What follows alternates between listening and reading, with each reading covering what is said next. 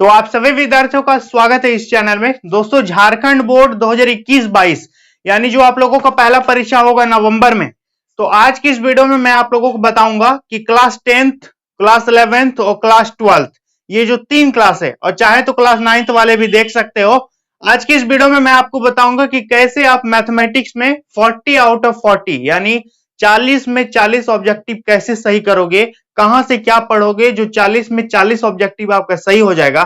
तो आज की इस वीडियो में मैं आपको जानकारी दूंगा, तो वीडियो पर अंत तक बने रहिएगा। और यदि आप चैनल पर पहली बार आए हो तो सब्सक्राइब कर लीजिएगा, क्योंकि मॉडल पेपर आने वाला है और मॉडल पेपर का हर एक प्रकार का सॉल्यूशन इस चैनल पर आपको मैं दूंगा, ठीक है। और आगे भी अपडेट देता रहूंगा कि कब कौन सा न्यूज आता है नहीं आता है, तो चैनल को जरूर सब्सक्राइब कर लीजिएगा। तो चलिए दोस्तों स्टार्ट करते हैं। सबसे पहले बात करें कि 10th क्लास के विद्यार्थी, इसके बाद बात करेंगे 11th वाले, इसके बाद बात करेंगे 12th वाले। तो 10th की जो मैं बात बताऊंगा वो 11th 12th वाले भी ध्यान से सुनिएगा, आप लोगों के लिए भी बहुत इंपॉर्टेंट होगा, लेकिन 11th और 12th वालों के लिए स्पेशल मैं अभी बताऊंगा। सबसे पहले 10th वाले विद्यार्थी ध्यान दीजिएगा कि आप लोगों का जो मैथमेटिक्स में पहले एग्जाम होता था 80 मार्क्स का, जिसपे 20 मार्क्स प्रैक्टिकल मिल जाता था, तो विद्यार्थी 80 में 80 ले आता था, बहुत से विद्यार्थी 79 78 भी लाता था।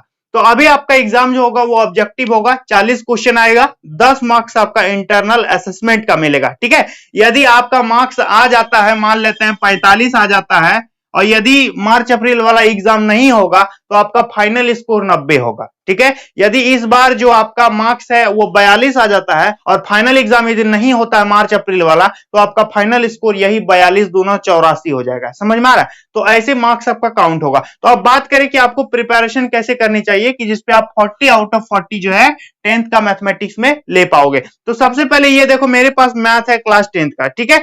तो सबसे पहले क्या करना है कि जो जो चैप्टर आपके सिलेबस में है, जो जो चैप्टर आपके सिलेबस में है, उस चैप्टर का बेस फॉर्मूला आपको सबसे पहले याद कर लेना है, ठीक है। ये मेन कड़ी है, ये छूटा तो समझो सब छूट गया, क्योंकि लंबा 6 नंबर का क्वेश्चन इस बार नहीं आएगा। तो सबसे पहली बात आपको क्या करना है कि जो चैप्टर आपका आ रहा है उस चैप्टर का जितना भी डिपेंडेंट फॉर्मूला है वो आपको कंठस्थ पता होना चाहिए, उसी से क्वेश्चंस आपका क्रिएट किया जाएगा। तो सबसे पहली बात हो गया कि जैसे ही चैप्टर शुरू करोगे तो आपको क्या मिलेगा, फॉर्मूला मिलेगा। फॉर्मूला पहले समझाया है तभी चैप्टर स्टार्ट किया है, तो आपको सबसे पहले उस फॉर्मूला को समझना है, और फॉर्मूला जब समझ आए तो सबसे पहले फॉर्मूला को आप याद कीजिए, उसका प्रैक्टिस कीजिए।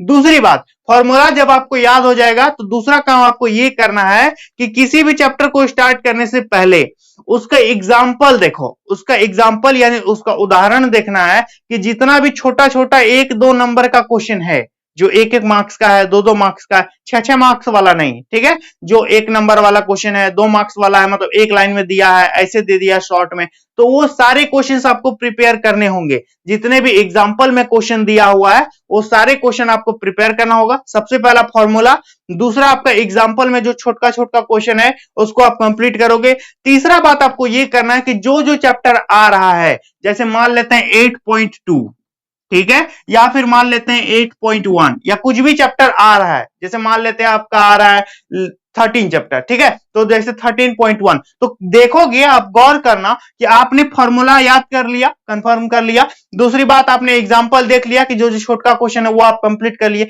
तीसरा काम आपको ये करना है कि कोई भी एक्सरसाइज जब शुरू होता है, ठीक है, कोई भी एक्सरसाइज जब शुरू होता है तो शुरू का लगभग 1 से लेकर के 10 नंबर तक का क्वेश्चन जो है प्रायः छोटा छोटा क्वेश्चन होता है, ठीक है। किसी भी एक्सरसाइज को जब आप शुरू करोगे तो 1 से लेकर के 8 तक, 5 तक, 6 तक पहले छोटे छोटे क्वेश्चन आपको बनाने को दिया जाएगा। इसके बाद चैप्टर धीरे धीरे लेंदी होता जाता है, चैप्टर धीरे धीरे टफ होता जाता है। तो आपको क्या करना है, एग्जाम आप पे छोटा छोटा ही क्वेश्चन पूछेगा, तो आपको करना क्या है कि जब भी कोई चैप्टर स्टार्ट करोगे तो 1 से लेकर के 10 तक जो क्वेश्चन है ये आपको कंफर्म बना लेना है, समझ में आ गया। और यदि किसी चैप्टर में सिर्फ छोटा छोटा ही क्वेश्चन है, 1-1 मार्क्स का, 2-2 मार्क्स का, तो उसको तो पूरा ही बनाना है। लेकिन यदि कोई लंबा चैप्टर है, जैसे कि मान लेते हैं 10 नंबर तक बनाए, इसका बहुत लंबा लंबा 4-5 लाइन वाला क्वेश्चन स्टार्ट हो गया, तो वो सब आपको प्रिपेयर नहीं करना है, ठीक है। आप प्रैक्टिस के लिए कर सकते हो, लेकिन क्वेश्चन आपका छोटा छोटा ही पूछा जाएगा, ऑब्जेक्टिव क्वेश्चन ही पूछे जाएंगे, समझ में आ रहा है। तो करना क्या है, 1 से 10 तक जो है वो एकदम वीवीआई क्वेश्चन आपके लिए।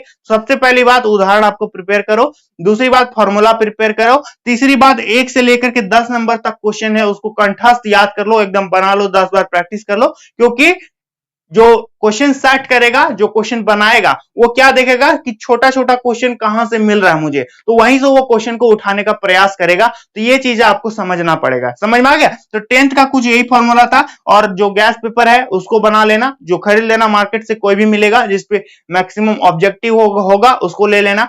इसके बाद आपका मॉडल पेपर आ ही रहा है, तो आपका तैयारी एकदम 100% हो जाएगा और 40 आउट ऑफ 40 आप लोग आसानी से ले सकते हो। एक भी क्वेश्चन आपका इस पे छूटने का कोई चांस नहीं है। यहां तक क्लियर है? चलिए, तो अभी 10th वाले विद्यार्थी भी बने रहिएगा वीडियो पर। अब बात करते हैं 11th और 12th के विद्यार्थी क्या करेंगे। तो देखो भाई, 11th और 12th के विद्यार्थी आपका भी यही फॉर्मूला काम करेगा, लेकिन आपके लिए एक एक्स्ट्रा बात हम बताना चाहेंगे। वो एक्स्ट्रा बात ये है कि आप लोगों के लिए एक बुक आता RS अग्रवाल, ठीक है, लगभग सभी विद्यार्थी के पास होगा। RS अग्रवाल प्लस एनसीईआरटी, ठीक है। एनसीईआरटी जो पढ़ोगे उसके लिए सेम फॉर्मूला रहेगा जो हम 10th वाला बताए। सबसे पहले एग्जाम्पल, आपका फॉर्मूला या फिर 1 नंबर से 10 नंबर तक क्वेश्चन छोटा छोटा रहता है, उसको बना लोगे। और जिसके पास RS अग्रवाल है और यदि नहीं है तो किसी दोस्त सहेली से ले लेना। और करना क्या है आपको RS अग्रवाल में, RS अग्रवाल के जैसे 2A 2B होता है ना, तो जैसे डिफरेंशिएशन है, तो डिफरेंशिएशन में जैसे कि मान लेते हैं कोई 8 एक्सरसाइज है, सपोज दैट, ठीक है, मान लेते हैं, तो 8A 8B, तो फर्स्ट एक्सरसाइज देखोगे तो एकदम छोटा छोटा क्वेश्चन रहेगा। सेकंड एक्सरसाइज देखोगे तो उससे थोड़ा बड़ा बड़ा रहेगा।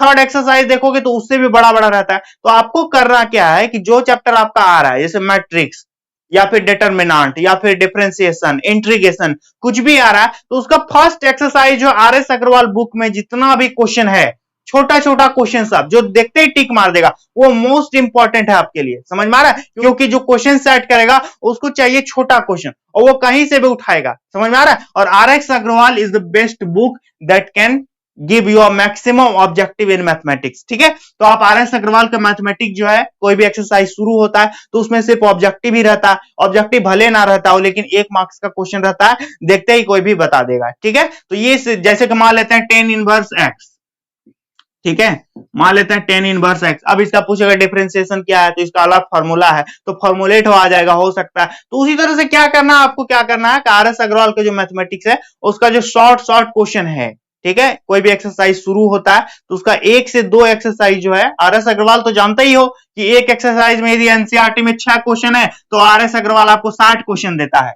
कि नहीं। तो इस तरह से, तो वो क्यों देता है, ताकि विद्यार्थी का क्वेश्चन कुछ ना छूटे, ऑब्जेक्टिव हो या एग्जाम सब्जेक्टिव हो, वो बुक आपके लिए एकदम बेस्ट है। तो जिसके पास भी RS अग्रवाल नहीं है, आप अपने दोस्त से मदद ले सकते हो या फिर नया भी खरीद सकते हो, कोई दिक्कत नहीं है, क्योंकि आपका मार्च अप्रैल में एग्जाम जो होगा उसमें काम आ जाएगा। तीसरी बात, आपको एक गैस पेपर ले लेना है, कोई भी गैस पेपर ले लेना जो साइंस के लिए बेस्ट लगेगा आपको, जिसमें मैक्सिमम ऑब्जेक्टिव रहेगा, प्लस आप मॉडल पेपर बना लेना और एनसीईआरटी वाला फॉर्मूला जरूर अपनाना। वही फॉर्मूला, उदाहरण और शुरू का 10 क्वेश्चन हर एक्सरसाइज का जो आ रहा है। इसके बाद आपका RS अग्रवाल का मैक्सिमम ऑब्जेक्टिव प्रैक्टिस करो, आपको 40 में से 40 लाने से कोई नहीं रोक पाएगा, ये मैं इसकी गारंटी देता हूं। समझ में आ गया? और यदि किसी भी प्रकार की और जानकारी लेनी हो, मुझसे बात करनी हो, तो मेरा इंस्टाग्राम अकाउंट है मोहन सर 51, जाकर के फॉलो करो, जल्दी से 10 के वहां कंप्लीट कर लेना। और जो विद्यार्थी मेरे ब्लॉग चैनल को सब्सक्राइब नहीं किए हो, नीचे लिंक दिया हो डिस्क्रिप्शन में, जाकर के सब्सक्राइब कर देना, सपोर्ट करना। तो चलिए दोस्तों, आज के लिए इतना ही, मिलेंगे नेक्स्ट वीडियो में, तब तक के लिए बहुत बहुत धन्यवाद।